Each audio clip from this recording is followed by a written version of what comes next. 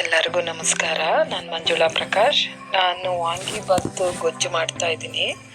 ಒಂದು ಬಾಣಲಿಲಿ ಎಣ್ಣೆ, ಸ್ವಲ್ಪ ಮೆಂತ್ಯ, ಮೆಣಸು, ಕಡಲೆಬೇಳೆ, ಉದ್ದಿನಬೇಳೆ ಸ್ವಲ್ಪ ಬ್ರೌನ್ ಕಲರ್ ಬರೋ ತನಕ ಹುರ್ಕೋಬೇಕು. ಸಣ್ಣ ಉರಿಲಿ ಒಂದೆರಡು ಏಲಕ್ಕಿ, ಒಂದು 4 ಏಲಕ್ಕಿ, ಲವಂಗ, ಚಕ್ಕೆ, ಒಣಮೆಣಸಿನ್ಕಾಯಿ, ಬ್ಯಾಡಗಿ ಮೆಣಸಿನ್ಕಾಯಿ, ಕರಿಬೇವು ಸೊಪ್ಪು ಹಾಕಿ ಚೆನ್ನಾಗಿ ಫ್ರೈ ಮಾಡ್ಕೋಬೇಕು.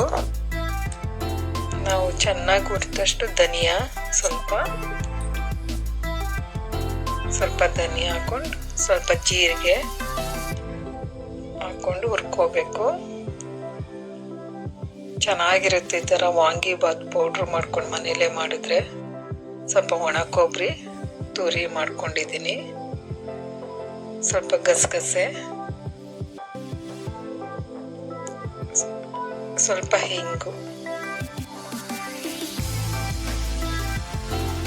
ಹಾಕೊಂಡು ಚೆನ್ನಾಗಿ ಹುರ್ಕೋಬೇಕು.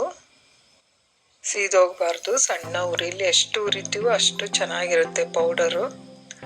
ಇನ್ನೊಂದು ಬಾಣಲಿಗೆ ಸ್ವಲ್ಪ ಎಣ್ಣೆ ಜಾಸ್ತಿನೇ ಹಾಕೋಬೇಕು. ಸ್ವಲ್ಪ ಜೀರಿಗೆ, ಸ್ವಲ್ಪ ಒಣಮೆಣಸಿನ್ಕಾಯಿ ಒಂದೆರಡು, ಸ್ವಲ್ಪ ಕರಿಬೇವು ಸೊಪ್ಪು,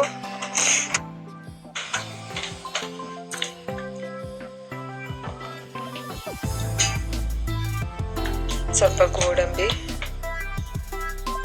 ಒಂದು 12-13 ಗೋಡಂಬಿ ಹಾಕ್ಕೊಂಡಿದ್ದೀನಿ. 2 ಪೀಸ್ ಮಾಡಿಕೊಂಡು ಕ್ಯಾಪ್ಸಿಕಮ್ ಹಾಕ್ಕೋಬೇಕು. ಒಂದು ಕ್ಯಾಪ್ಸಿಕಮ್ಮು ಸಣ್ಣಕ್ಕೆ ಕಟ್ ಮಾಡಿಕೊಂಡು ಚೆನ್ನಾಗಿ ಹುರ್ಕೋಬೇಕು ಸಣ್ಣ ಉರಿಲಿನೇ. ಈಗ ಮೈಸೂರು ಬದನೆಕಾಯಿ ಉದ್ದುದ್ದ ಹೆಚ್ಕೋಬೇಕು. ಹಸಿ ಬಟಾಣಿ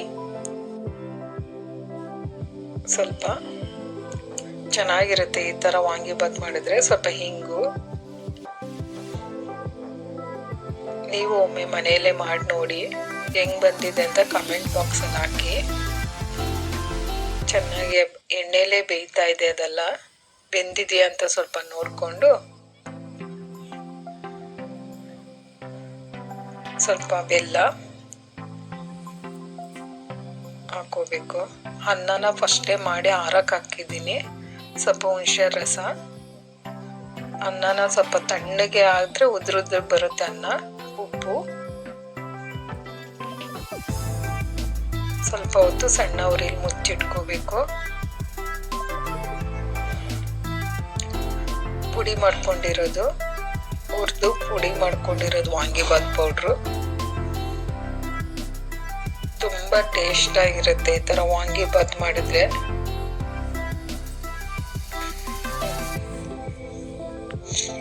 ಚೆನ್ನಾಗಿ ಮಿಕ್ಸ್ ಮಾಡಿ ನೋಡಿ ಎಷ್ಟು ಚೆನ್ನಾಗಿ ಬಂದಿದೆ ಗೊಜ್ಜು. ಅನ್ನನ ತಣ್ಣಗೆ ಮಾಡ್ಕೊಂಡು ಇಟ್ಕೊಂಡಿದ್ದೆ. ಚೆನ್ನಾಗಿ ಮಿಕ್ಸ್ ಮಾಡ್ಕೊಳ್ಳಿ. ಚೆನ್ನಾಗಿ ಮಿಕ್ಸ್ ಮಾಡಿಕೊಂಡು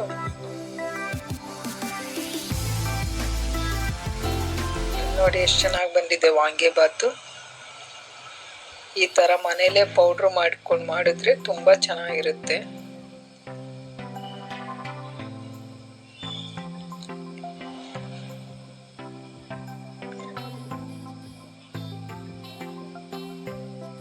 ನೀವು ಒಮ್ಮೆ ಮನೇಲೇ ಮಾಡಿ, ಲೈಕ್ ಮಾಡಿ, ಶೇರ್ ಮಾಡಿ, ಸಬ್ಸ್ಕ್ರೈಬ್ ಮಾಡಿ.